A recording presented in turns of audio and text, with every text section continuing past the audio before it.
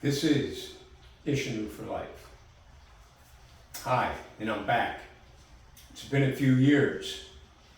I've still been training, I've still been practicing, I just haven't been videotaping. The reason I did the videotapes originally was when COVID hit, and I thought it would be an opportunity to present a video on some basics that students could work along with, keep up their practice until things got back to normal. So I got a pretty good feedback. I thought, okay, I'll do another one on kata. And then I did another kata and kept on going until I covered a variety of subjects, and that was ended a few years ago. So I thought I'd jump back in here today. This is completely unrehearsed, completely off the cuff. I don't have an objective. I don't have a plan. I didn't jot down any notes. As a matter of fact, I think the reason that I'm here in my garage, it's 52 degrees and rainy out. The reason that I'm here is because I didn't feel like training today. I felt kind of down, not especially motivated, not particularly energetic, and I forced myself to come down here, which you sometimes have to do in the karate training. Every day is not a glorious day, but you can still, I believe, accomplish something. So let me begin doing something. I'm already warmed up. I didn't want to waste the video by filming my warm-up. So I'm already warmed up. I'm just going to jump in there and I'm going to start to do a couple things. Maybe that will spur some motivation, some thoughts that I can impart to you about Ishinryu karate training. Let's see where it takes us.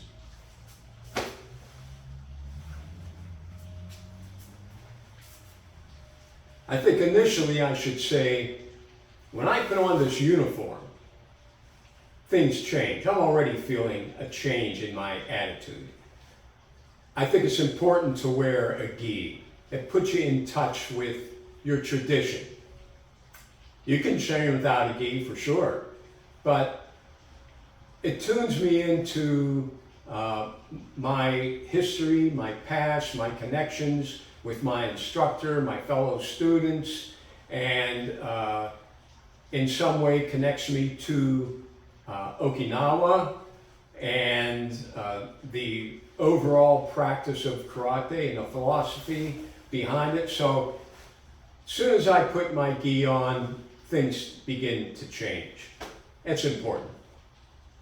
I'm just going to start off, do a couple basic punches and kicks to get myself warmed up.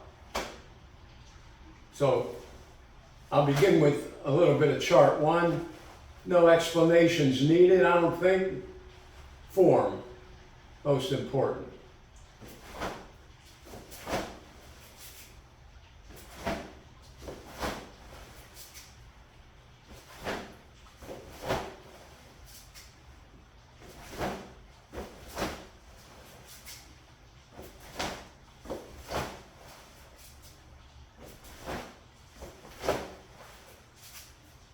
So I'm thinking about a couple of things. I mentioned form, starting from the ground up, feet position, knee position, posture, spine erect, face back, chin down, nice fists placed on the hips, pointed straight ahead, not pointed down here, elbows back, not relaxed here, elbows behind the fist to the target.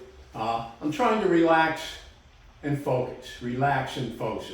This is a germane to Ishinryu practice, and it takes quite a while to accomplish it. I'll do just a few more.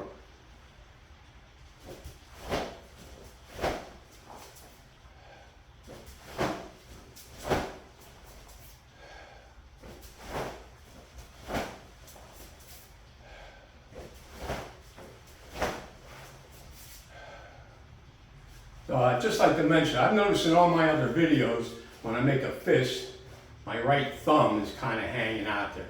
So, just as a point of information, I broke that thumb several decades ago, and it should be going that way, but it won't go that way. So, it's hard for me to get that thumb. It doesn't want to move in that direction. Minor stuff. Relax and focus. And this is an underlying concept in our practice, an important underlying concept in our practice. And again, it's a difficult pursuit, but it takes some time. And I don't want to think about force. I want to think about energy. I want to think about transferring my energy from here to my target in front of me. So how can I accomplish that the most efficiently? And if I'm doing the yakisoki, the reverse punch, I got that step, feet, knees, hips.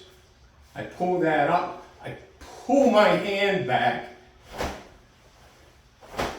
to get this left side of the body into the technique, and then I just reach with my right hand before I focus. So everything's coming together in my tanden, bottom up, top down, left side, extend, focus.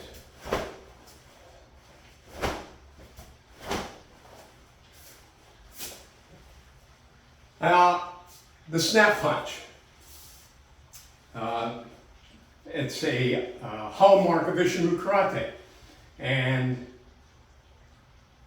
personally, I think most students start executing the snap punch too soon, before they understand the complete body mechanics of focusing on the technique. If you go too fast, you don't have time to think about it. By the time a student gets to Sun Tzu kata, they've solidified this mechanical sequence, and then we can instill this idea of the snap. Okay? So if I'm doing Sun Tzu, and I inhale, I begin my exhale, and I come back to this position. So to me, the snap punch means time on target. So my time on a target is brief, snap. Okay? But I want to have that lockout. I want to have that focus. It takes time to coordinate all these parts in order to do that. So the snap punch can be, most people may be familiar with the snap punch coming in here. That's fine. Okay? In Sun Tzu, it comes back in its guard position. Here, I'm set. And I get that just by dropping that elbow. Brings my hand back. I don't need a big movement. I think, and I feel in Ishinryu, we take big movements and try to make them smaller and use our body mechanics to generate more power with the shorter technique, the closer in technique. So again, the snap punch, time on target. Okay? This can be a snap punch. Back to here. Okay? Or here. Or here. Okay? And just relax, time on target. Okay? But I need penetration with that. It's not a surface technique. Okay? I want to get my 2 inches of penetration and come back. Something's going to stop my penetration, some obstacle. I can't penetrate through a concrete wall 2 inches. I can't even penetrate through a human body to get to his spine. Some mass is going to stop me. When I reach that point where the mass overwhelms my penetration, then I snap it back. But again, it's a time on target, it's the correct body mechanics, the efficient flow of energy, all connected by our breathing. And all the katas, especially Sanshin, Naihanchi, they lead us up to this correct breathing, the integrated and initiating my technique. So historically, for me, thinking back to my instructor, Hanshi William H. Dissel, and what he told me, and what my other instructor, Charles A. Wallace, both of those people were present when Tatsuo Shimabuku taught in Pittsburgh in 1964. Hanshi Dissel was a black belt at that time already, and Charles A. Wallace was a white belt, beginner. But they both relayed, and I have a video to demonstrate it. When Tatsuo Shimabuku was teaching the punch, he taught a twist punch, and to snap it back here, as you see some of the other styles on Okinawa do, it's trying to explain that when you do the twist punch, someone grabbed your hand and you pulled it back to release the grip, pull them off guard, get in a defensive position, whatever that may be. So it was here and here. Eventually that translated to here. And you'll even see some Ishinryu stylists do punch, and when they retract, bring it to the side. Here, that's fine.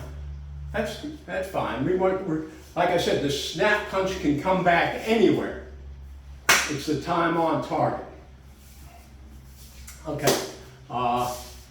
Having said that, I think a lot about Chitoko Chion and how he may have influenced our Ishinryu practice. Certainly, you know, he was a great Shorin-Ryu practitioner, influenced a lot of karateka on Okinawa, and one of the pioneers of, you know, modern karate on Okinawa.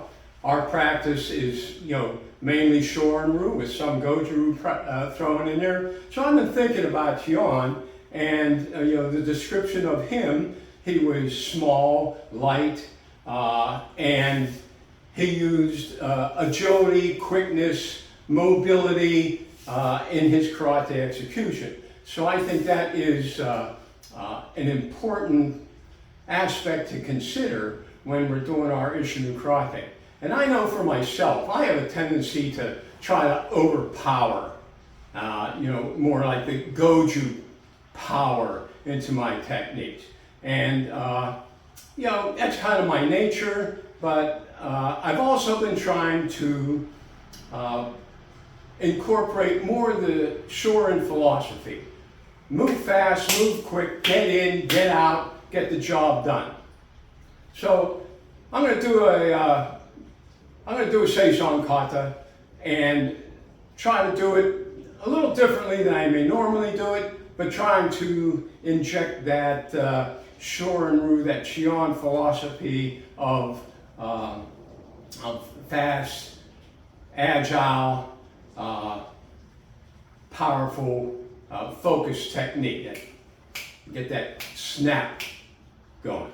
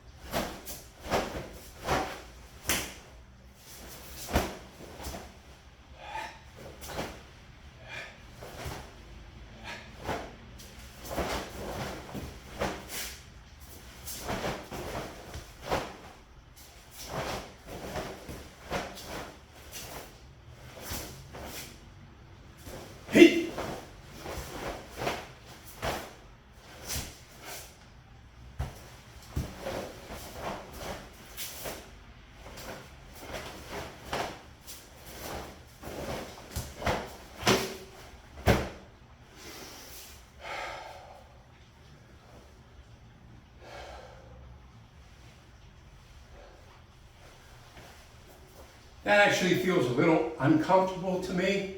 I'm not used to practicing that way. Usually I do it a little more slowly, a little more focused time, and not moving through as rapidly. But there's always something to work on, and you know, that can change week to week, month to month, year to year. You know, it's a long journey. So, some of the other things that I've been thinking about lately and working on, I kind of went back, kind of reviewed some of the mechanics that are necessary, integral for efficient techniques. And efficiency leads to effectiveness. And again, I start with the feet and trying to get these feet to keep straight and to avoid them turning out like this. And that puts that heel right behind my hip, which is right behind my elbow, which is right behind my fist. So there's a nice line up here from my fist, elbow, of course my torso, hip, leg, and heel. And that heel is kind of pushing down and pulling in at the same time. The toes are lightly grasping. That's all. That's another concept. Maybe I'll get to that in just a moment. But when I do that, and you know from your San-Chin practice that, you know, when I turn those toes in, okay, how the muscles in my legs start to tighten and grasp and root, and I get a hold there and establish that firmness below my waist. Okay? So it's not extreme, you know, like the front foot and San-Chin, but the rear foot's the same. The rear foot's the same, pointed straight ahead. And sometimes when I practice, I think about the heel sending that energy into the technique, which is going to my opponent. So I don't think about the fist, the elbow, the shoulder. I'm not thinking about the hip or the leg. I'm just thinking about hitting them with my heel in a sense. You've got to play along with me in my imagination here. Okay? So if my foot's facing this way, you know, off on an angle, that's taken away from my forward direction. Okay? It's taken away, going this way. Okay? I want this forward direction. So that heel is what sending my force, my energy, my ki, my power. It has to line up. I have to have the form. Okay? And you know, there's a lot of ingredients to that. I don't know how many.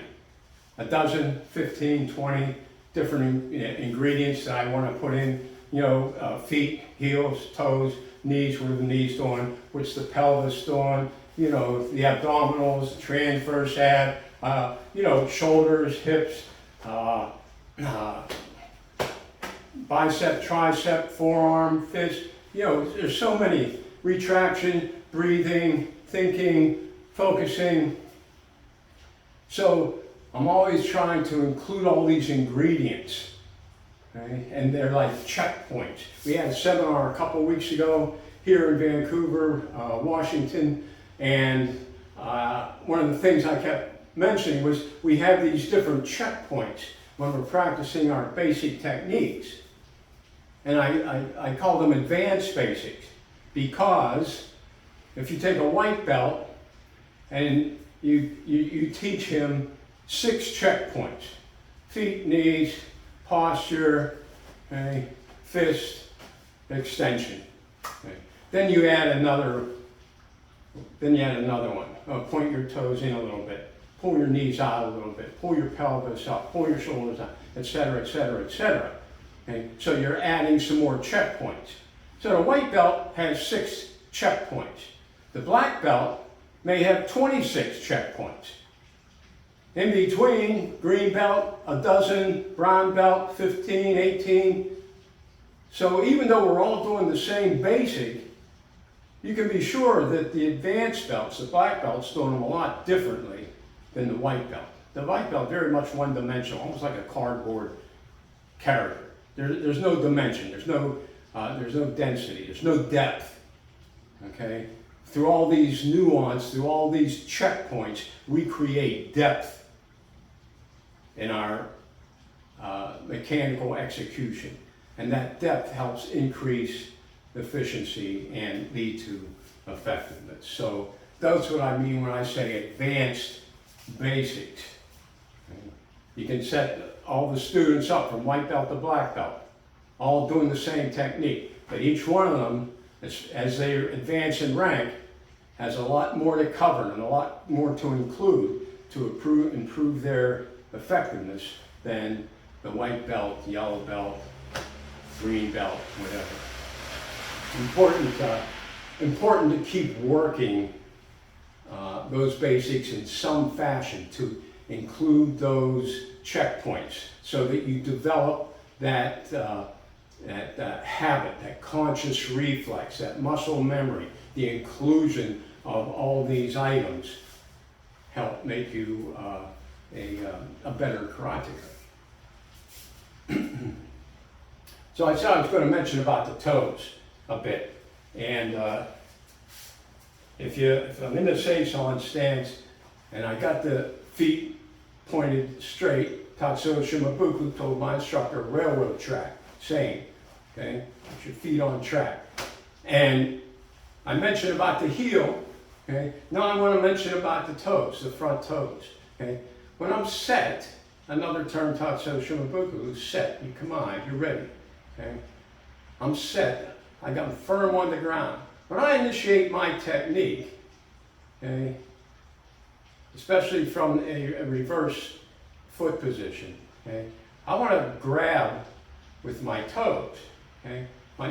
My toes are pulling me in, okay? So this left side of my body, the side of the opposite, if I'm going to throw a right hand punch, okay, I'm initiating with this left side by pulling my toes, because I want to start with my feet.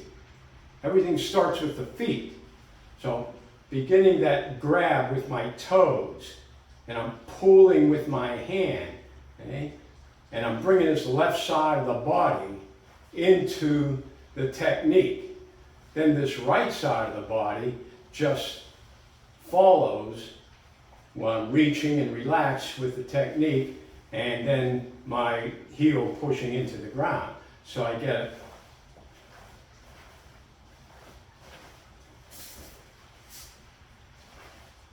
toes, grabbing, left side, pulling, and then pushing down. This is advanced technique. This is advanced basic in my mind.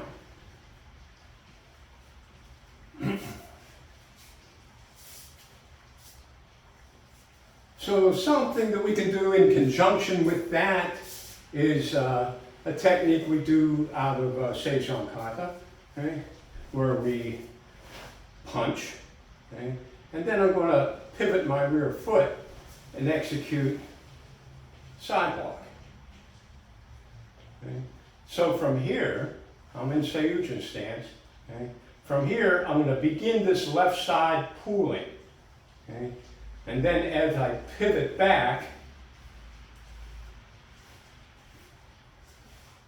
my heel's staying here. My heel's ready to press into the floor, and I'm pulling this left side, and that right side flies.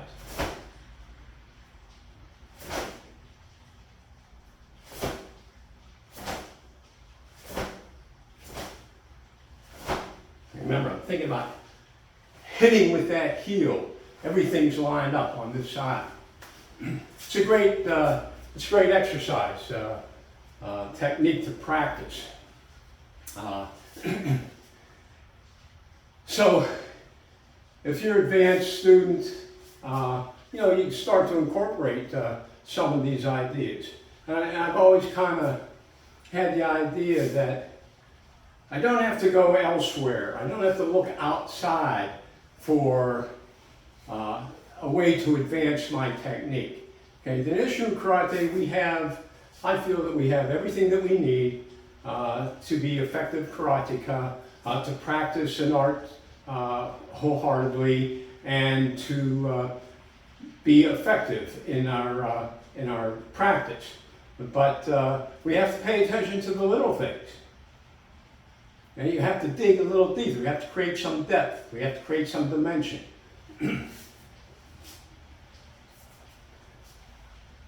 Another aspect that comes up is the pelvis. Okay, so we have a short seisson stance, heel-toe alignment, right? So I don't have much hip turn here. I don't have the ability to turn my hips very much. Okay, but what I can do is I can lift them up. Okay, I can lift them up and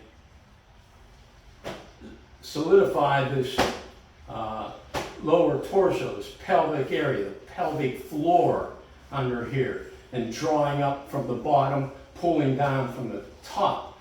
Okay, working on my tanden. So when I'm doing my basic punch and I get this lift, pull, I lift, I push, and I create my technique. Now, there are times when we can use our hip rotation. For instance, through movement. If I'm into doing seisson kata and I'm going to move to the left here. Now, a beginner, I might teach, okay, move the left foot, move the right foot, set, block, punch, okay? And then, if you advance a little bit, you just blend together a little bit, okay, left foot, right foot, and then punch. Okay. So when I'm moving, okay, when I'm moving this rear foot in, my hips are here, and then they're there. So I get this kind of hanmei position, a half-turn position when I'm moving. And then I can bring the hip rotation into the technique.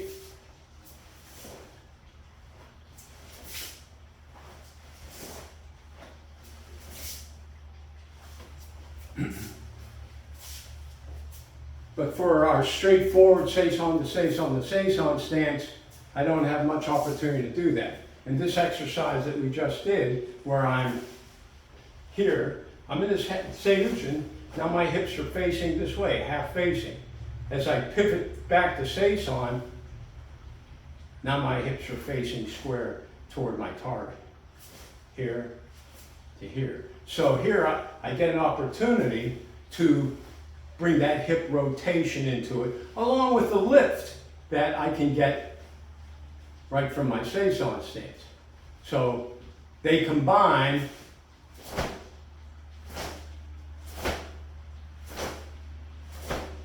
to create an effective technique, a more effective technique.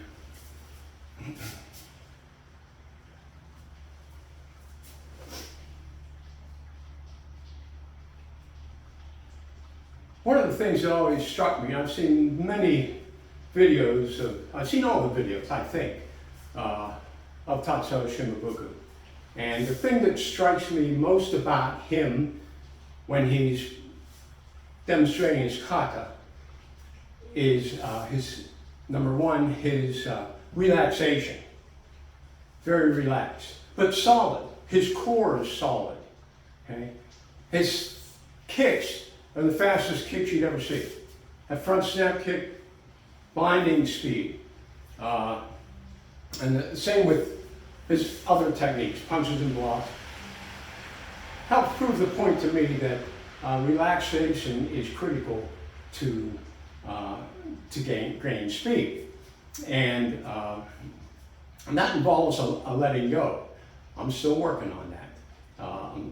Trying to let go, trying to relax, trying to use technique rather than strength.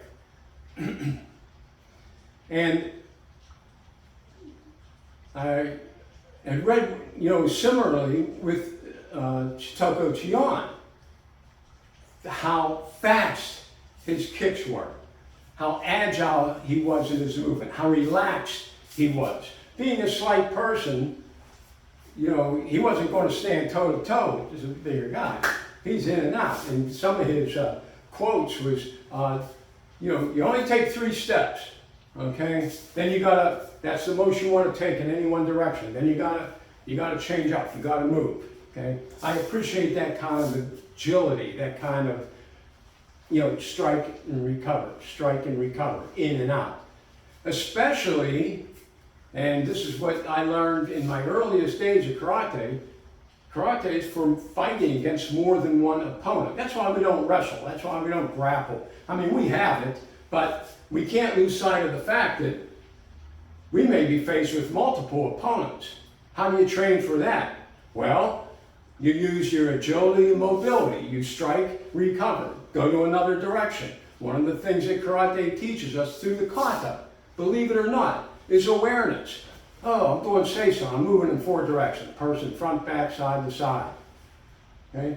Oh, seiyuchin, I'm moving in, how many? 6 directions. Front, back, on the diagonals. Okay? Kusan-ku, I'm moving in 8 different directions. Okay? So I have this awareness when I'm doing my kata, even though I know, I'm going to go in this direction next. I'm aware of that. Okay? I'm going to retreat next. I'm going to turn 180 degrees next. But it helps us develop an awareness that we integrate into our karate, that when we go outdoors and we're in civilian life, and we're out on the street, that carries over. I'm putting this stuff into my brain, into my computer, and it's in there. It's part of our practice. So, we have that ingrained in our practice. You might not even be aware of it. Yeah, you may not even be aware of it, but you should be. Okay. So let's look at those kicks for a minute. And maybe we'll just finish up this with kicks. I don't know how much time's expired, but we'll just take a seison position and execute this front kick. Okay.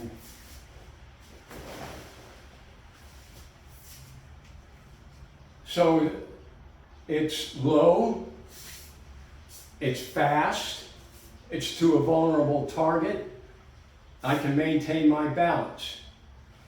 Basic Ishinryu kicking.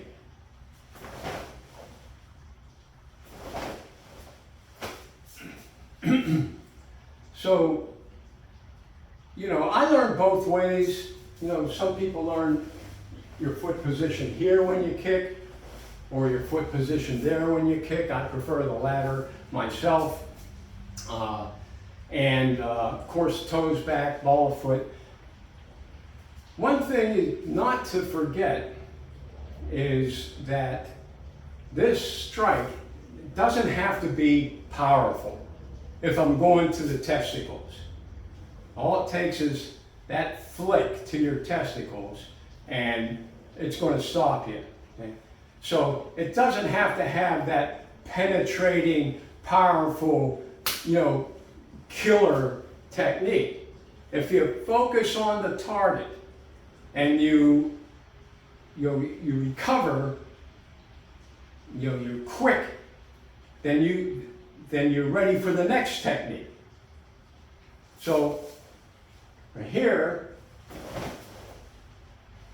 when I come up here, wherever my knee points, and it's pointing right straight ahead here, that's where my foot's going to go. Okay.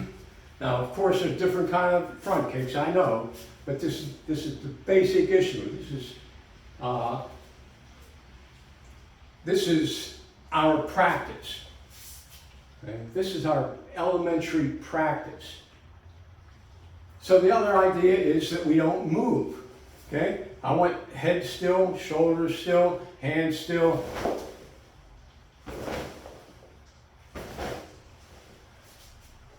Another thing you can do is think about this swing of this kick. Okay? Think about your knee joint being like the strings of a nunchaka. So I have the upper leg, I have the lower leg, and my knee is like the strings of a nunchaka. And I just flick that out there.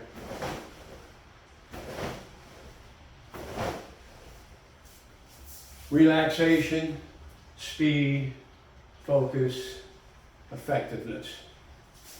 So when I come up from this kick, I want it in tight. Foot next to the supporting knee, right? Knee pointing here. Try not to move. Out and back. Out and back. You know, and some instructor that tell you, try and kick yourself in the butt with your heel. Bring that back. That can work, you know, give you an idea to create more speed, but keeping it relaxed, delicate target, flick, okay? Go to the next one. These are snap kicks. Snap, punch, snap, kick, okay? If I do a thrust kick, say a push kick that we do in Ishinryu, where I grab and push. The reason I push is because I have a hold. Now I can hold that person there and thrust my heel into the target area. If I do a cross kick here, someone's on the ground or their body part's on the ground, their foot's on the ground. I'm thinking about their foot that I'm coming into and striking. So that's thrusting. Maybe they already hit the ground. I'm coming down to their stomach, their spine, their head. Now I can thrust because they're not going anywhere. The ground's not pushing them back. Okay. So I got snap kick, I got thrust kick. Basic Ishinryu. Okay. But you want to, again, integrate these concepts and incorporate these concepts in your technique. The best techniques have all the basic elements contained. If I throw a front kick and I come up here, well, where's that going? It's going off somewhere. Or if I raise my leg and telegraph my kick, I'm not incorporating the basic concepts. It has less chance of being effective. It's all making sense, I hope. One little thing about the snap kick in the nunchaka is when I retract, pull this upper leg back. I exaggerated, but pull this upper leg back. So I get the kind of pulling it back in toward me, pull my knee back in toward me.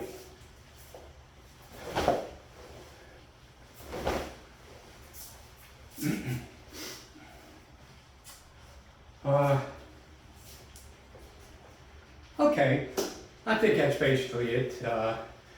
Hope you got the idea. Again, this is all just more or less right off the top of my head, and basic elements, but important elements for you to include in your practice. So that's what we do when we practice Ishinryu for life. Thanks.